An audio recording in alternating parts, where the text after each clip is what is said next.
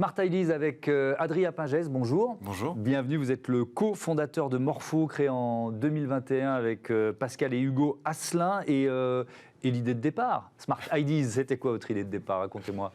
Alors l'idée de départ, c'est qu'on s'est rendu compte avec mes deux associés qu'il y avait un besoin de restauration de nos écosystèmes forestiers et non forestiers un peu partout sur la planète, mais qu'il y avait des grosses barrières face à cette restauration, donc des barrières économiques, opérationnelles, scientifiques, et qu'il fallait du coup apporter une solution si on voulait répondre à l'urgence.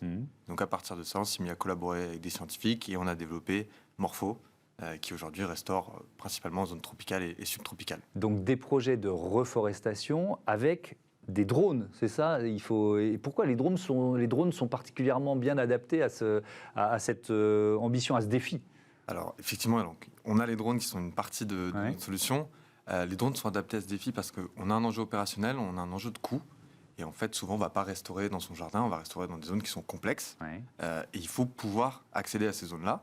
Il faut pouvoir aussi planter rapidement, au meilleur moment, et de manière précise. Et en fait, le drone permet de cocher toutes ces cases-là et de passer à l'échelle la restauration des écosystèmes forestiers. D'accord. Je peux vraiment poser une question de béotien absolue. C'est-à-dire, il va lâcher les graines au bon endroit, au bon moment, rapidement. Enfin, c'est vraiment ça, quoi. Alors, au bon endroit, au bon moment, c'est exactement ça. Et pour le faire, on fait des analyses au préalable, donc sur les terrains qu'on doit restaurer. On utilise de l'imagerie drone, satellite et des analyses sur site. Mais c'est aussi du largage en fait, de capsules. C'est-à-dire qu'on vient larguer des capsules dans lesquelles on a mis des graines qui vont permettre de faciliter la pousse. Parce que si vous lâchez une graine comme ça, ça va pas être si facile pour elle. Voilà. Quelles sont les grandes étapes d'un projet de reforestation? Alors, ça se passe en 4 étapes. On a une première étape qui est l'étape d'analyse que je décrivais. Ce qui est extrêmement important, c'est de comprendre la zone qu'on doit restaurer. Chaque zone est différente et chaque mètre carré d'un autre mètre carré va être différent. Donc, il faut vraiment le comprendre.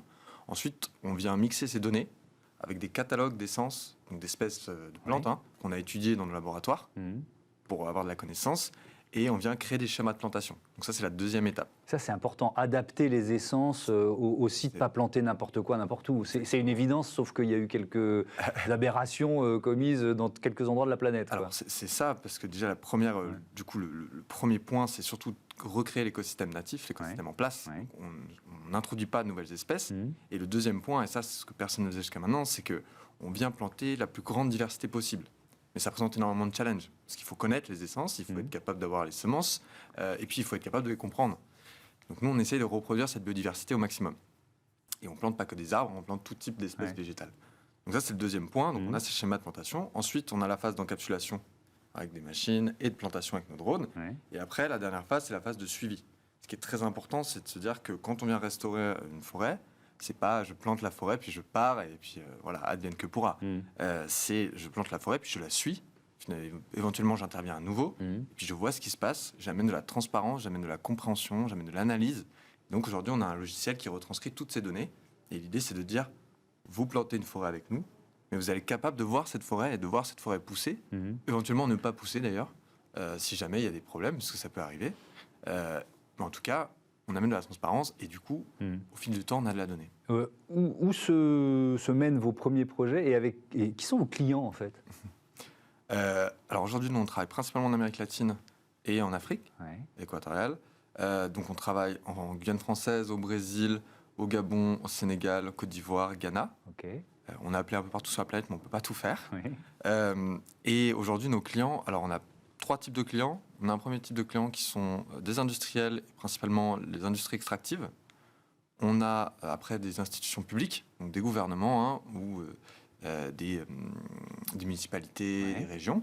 Et le troisième point, c'est des entreprises privées qui souhaitent contribuer à des projets environnementaux et donc vont financer des projets de restauration où il n'y aurait pas forcément de fonds publics pour le faire. Vous avez levé, je crois, 4 millions d'euros en décembre dernier. Quelle ambition avec cette levée de fonds?